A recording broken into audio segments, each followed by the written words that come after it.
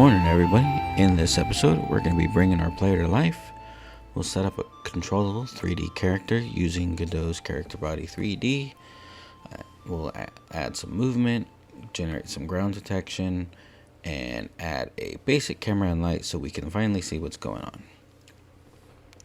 So first things first, let's go to our models folder inside our assets folder. We're going to click on characters. We already decided we're going to use this barbarian guy, so we're going to drag him into the scene right there. From here, just like we did with the other stuff, we got to create a new inherited scene. So let's click on this little icon here next to the barbarian, choose new inherited, and that brings us to this.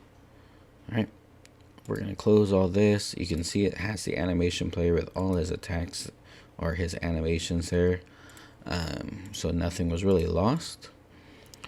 We can go ahead and just change the name here to player, since that's what it's going to be.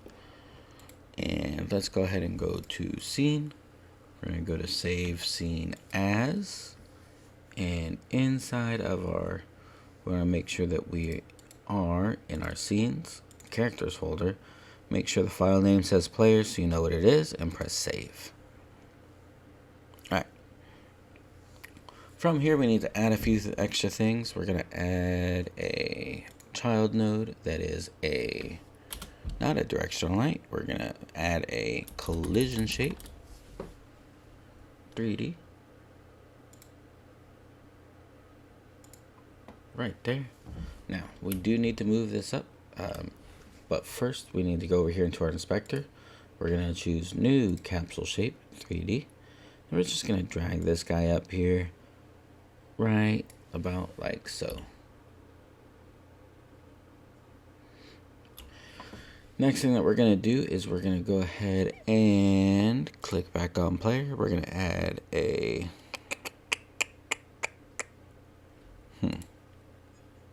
what are we going to add? We're going to add a raycast 3D. So raycast 3D. Make sure that's over down here at -1 on the Y for our target position. Make sure that enabled is checked on. And we're going to go ahead and name this ground ray. This ray is going to point straight down and helps us detect if the player is grounded, or for if we want to add jumping or gravity. We may not. This is a JRPG. That's not normally a thing, but who knows? We might add that in one of the that ability on the map. Maybe we'll put like little holes in future dungeons or something that the player has to jump over. All right. From here, I'm going to click on player again. I'm going to add a camera 3D, and then let's see. From here, I'm going to go ahead and bring this up.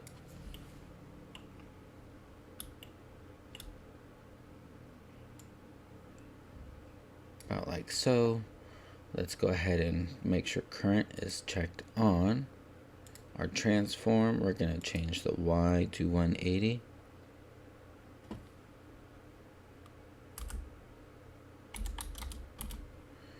And then our X is going to be, let's see.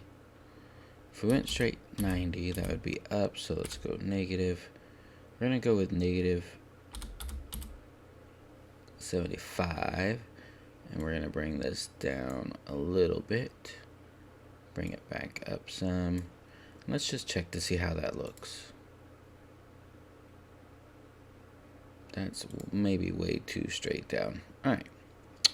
Let's go with -55. And then bring it back a little bit like so. Alright. I like the position of it transform wise. So let's tighten those numbers up. -2.3, we'll say 4.7, like that. And then we gotta figure this angle out. Let's go with -40.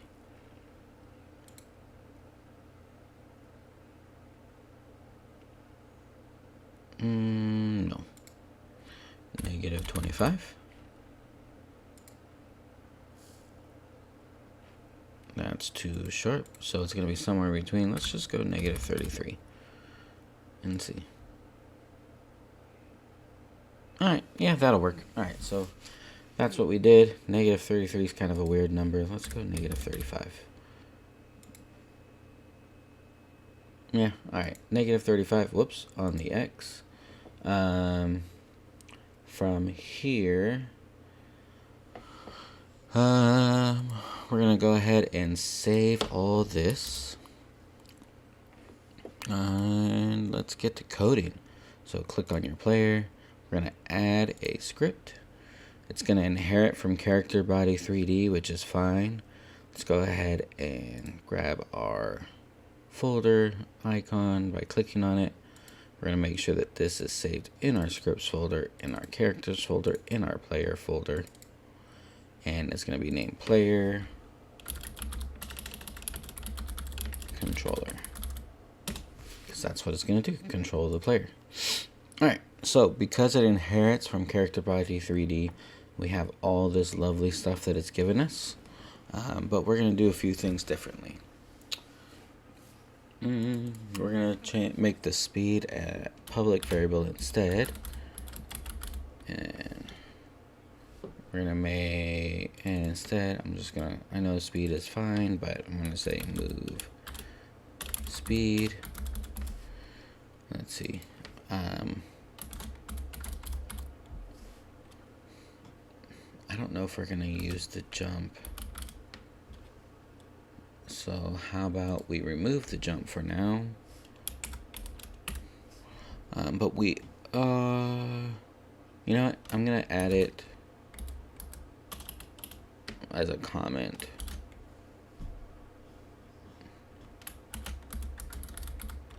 No, I'm not. No, we're not going to use the jump. We're not going to need it. If I decide to later on, we'll add it, but it's a JRPG. There's not a lot of jumping. Even in Final Fantasy VII, when he did jump, it was like a interactable thing.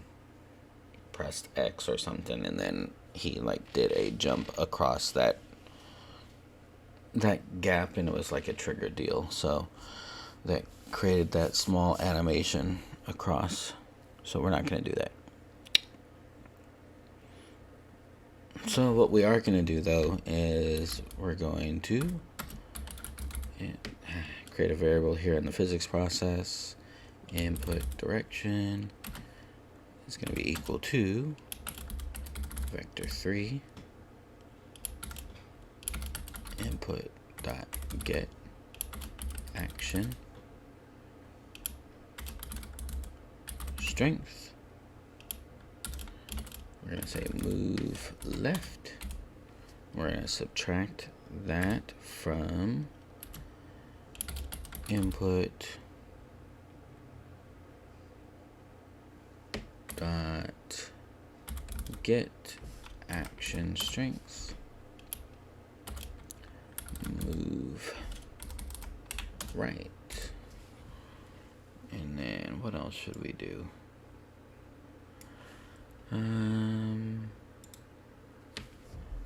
gonna pass 0, and then we're gonna do the other ones real quick. Alright, next we need to code in the forward and backward movement. So we're gonna go we're gonna go input dot get action strength again, and this is gonna be move up. Oops, it needs to be in quotation marks. Move up.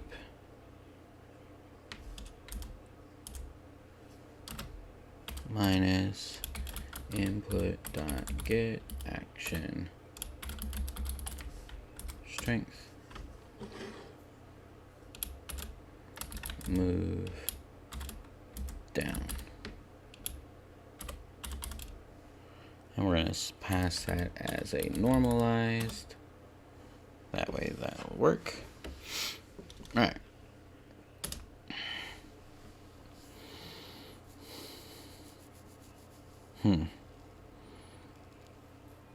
That's going to give us the left and right and then the forward and back movement, because we did that a few videos ago where we added those as the inputs.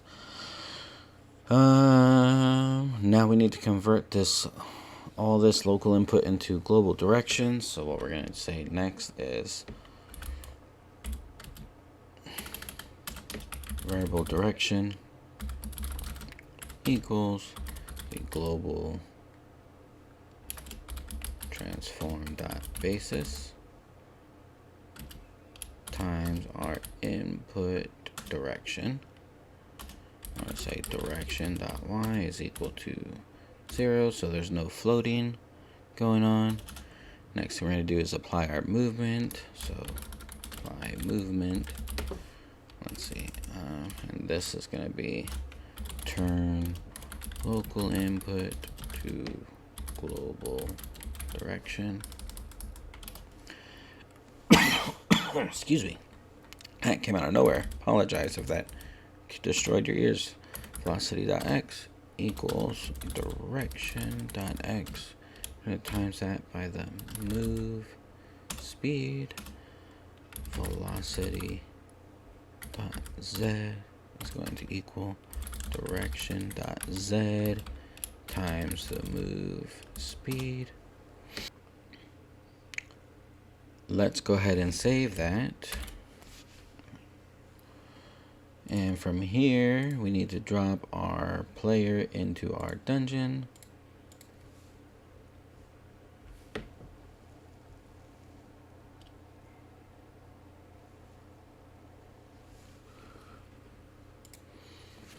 So next thing we're going to do is we're going to delete this old barbarian out of the scene, drop in our new one. So we're going to find it over here in our characters folder under scenes. You can just drag it. Whoops, I didn't mean to double click on it. You can just drag it into the scene and drop it there. Or if we delete that real quick, you can actually instantiate it by pressing this little chain link sign right there. And in the search bar, type in player, and it'll pop up right there. And you can open it there, and he drops it at 0, 0. So you'll have to move it where you want it. Now, from here, if we press play, we're gonna see it. It's really dark, so hopefully it comes through. But if we test it out, you can see that it's moving, right? Camera's following it, so we're good there. Now, if we wanted to add a little bit of light in here, we could click on world, add a child node. We're going to add a directional light 3D. And you're going to see it here appear, and the scene's going to change a little bit. So what we're going to do is we're going to go ahead and click on transform. We're going to go ahead and rotate the X, let's see, -45. We're going to rotate the Y about 30 degrees. And I'm going to change the color and the intensity, or the energy rather, which is the intensity of the light, to half. We're going to change the color to, just change the value of it to be a little more gray, not so bright, something like that. Now if we replay our scene, now it looks a little bit better. There we go. Alright, so some things real quick. I did this in between episodes and I shouldn't have, but go ahead, and if you press play for the first time and you haven't made your dungeon your main scene for right now, it's going to ask if you want to make it your main scene. So let's see if I can... I can't remove it as the main scene now, but basically if you go to your level, right click on it, we'll use world as an example, right click on it, you can actually let's see, press this set as main scene, and it will set it as the main scene. And then when you press, so that's what I did with the dungeon. I right clicked on it, chose set as main scene, right, and then press play, and it'll go straight to that. If you just press play before then, there's going to be a pop-up that says you don't have a main scene selected, do you want to make this one your main scene? And you can just press yes on that, or make set current as main scene. I can't remember what the button says off the top of my head. So, and there we go. Our character is officially up and running in 3D. We've got clean movement, grounded physics, a camera that sits slightly above the player and angled down, some light so we can see what's going on. All right. In the next episode, we're going to probably refine the camera just a little bit, and make sure things are clear and proper, and that we can see what's going on without seeing into other rooms and stuff like that. Kind of basically like darken out areas that we haven't gotten to yet. So until then, I'll see you in the next one.